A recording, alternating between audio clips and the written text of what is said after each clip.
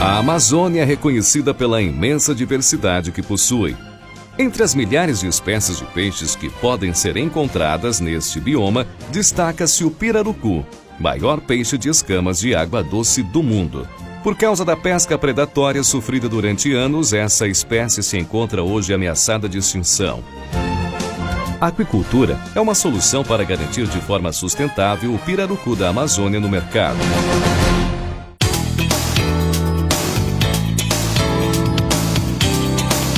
Para iniciar uma atividade em aquicultura, o primeiro passo é adquirir os indivíduos jovens, os chamados alevinos. Para isso, é preciso reproduzi-los em cativeiro, o que requer muito cuidado e atenção. No caso do pirarucu, a desova é parcelada, ou seja, a espécie pode realizar várias desovas em um único ciclo reprodutivo.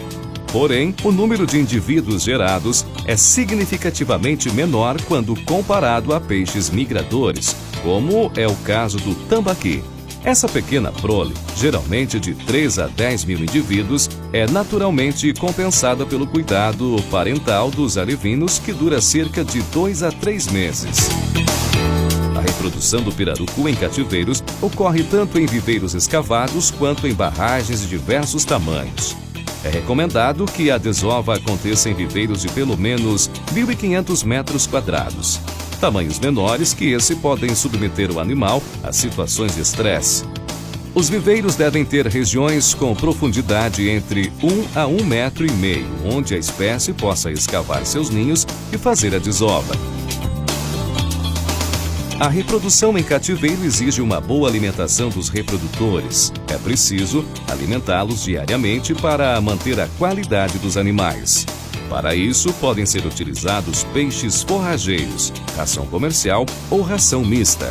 A utilização de peixes forrageiros em tanque, vivos, que muitos produtores eles utilizam essa técnica, ela não é recomendada, porque quando o animal forma o casal e começa a desovar, esses peixes forrageiros eles podem competir e predar esses ovos e larvas que porventura vão surgir desse casal. O peixe congelado ele tem que ser congelado principalmente em função da questão sanitária, porque com o congelamento você pode eliminar uma boa parte dos parasitas que podem estar contidos nesse peixe. No caso da ração, deve-se optar por rações específicas para peixes carnívoros, na quantidade de 0,5% do peso vivo do reprodutor por dia. Como as rações disponíveis no mercado não são específicas para a espécie, é possível fazer rações mistas para complementar. Os produtores eles têm utilizado algumas técnicas para melhorar a eficiência alimentar do animal, esse manejo alimentar. E uma das formas que são utilizadas para melhorar esse consumo é você formar um alimento chamado como bolota, que é simplesmente uma mistura entre rações de tamanho não adequado em conjunto com peixe moído congelado.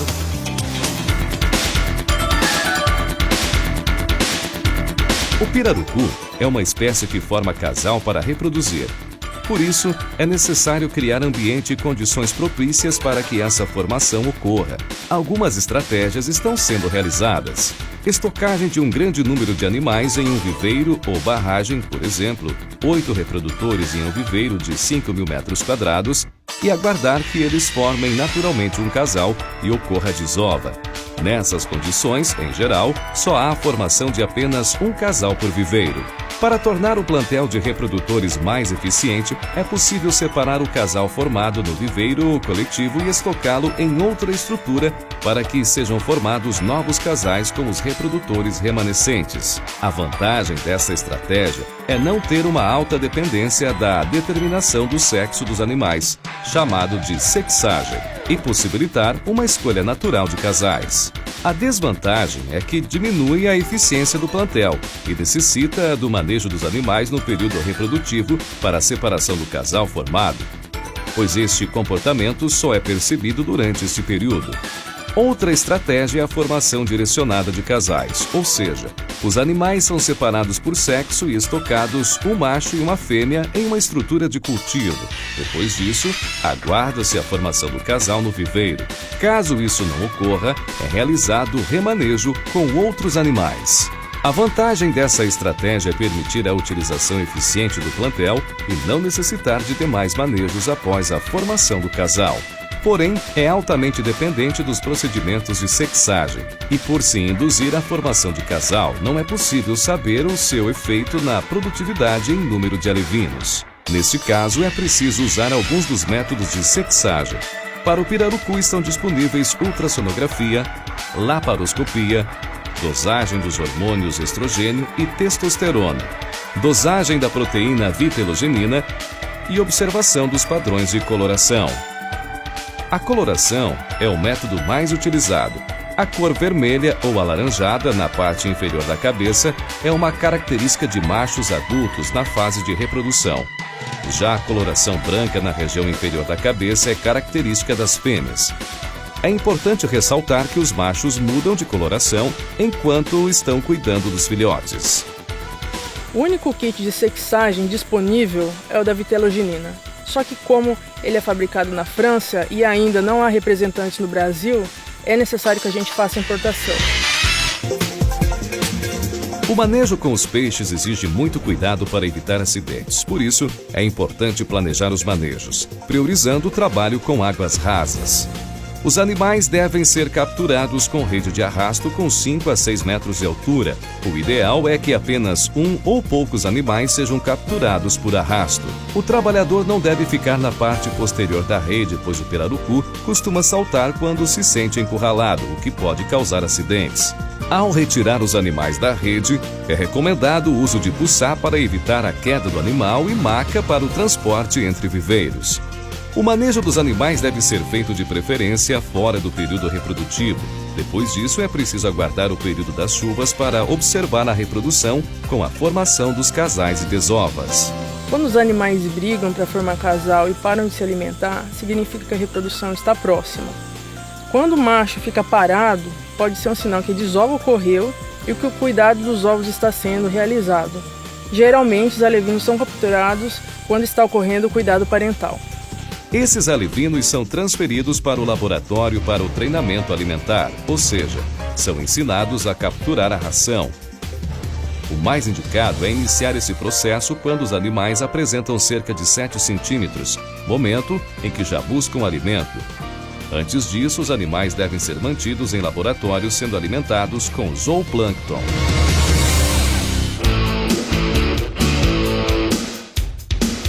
Para a produção do plâncton, são realizados adubações em viveiros e a captura é realizada através de uma rede específica.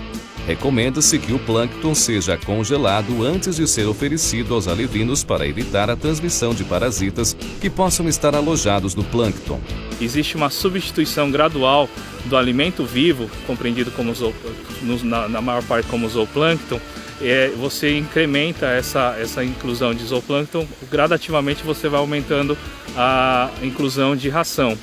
E dessa forma, com o passar do tempo, quando esse animal atinge entre 10 e 15 centímetros, mais ou menos aproximadamente 15 gramas, esse animal vai estar apto a aceitar rações secas e isentas, inclusive do zooplâncton. O alimento deve ser oferecido a cada 2 horas. Nos primeiros dias é interessante intercalar a alimentação entre a mistura e o zooplâncton. Assim, os animais que ainda não conseguiram consumir a ração podem se alimentar, o que evita a perda de alevinos. A ração deve ter de 0,5 a 0,8 milímetros de diâmetro, contendo ao menos 45% de proteína bruta. O período de treinamento alimentar, em geral, é marcado por mortalidades. Estas podem ser resultado de um mau treinamento alimentar, causando inanição dos animais até a morte ou problemas com doenças, o que é mais frequente. As principais doenças em alevinos nesta fase são os parasitas, tricodinas e monogenoides, que ocorrem nas brânquias e pele dos animais. E os nematóides, que podem ser encontrados no estômago dos alevinos. Por isso, alguns cuidados são necessários nesta fase, como a manutenção da qualidade da água. Os tricodinas são parasitas que se multiplicam facilmente em ambientes aquáticos com altas concentrações de matéria orgânica, como restos de fezes e ração. Isso é muito comum ocorrer no confinamento, como na fase de treinamento alimentar. A constante limpeza das estruturas de criação é importante também para controlar os monogenoides, que completam seu ciclo de vida rapidamente em ambientes fechados. A prevenção dos nematóides pode ser feita pela oferta de zooplâncton congelado aos alevinos. A reprodução e a levinagem do pirarucu ainda são considerados o maior gargalo da espécie, mas seguindo esses procedimentos, é possível produzir alevinos necessários para abastecer a cadeia produtiva. Claro que é importante lembrar que é sempre necessário o apoio de um técnico especializado no acompanhamento de sua produção.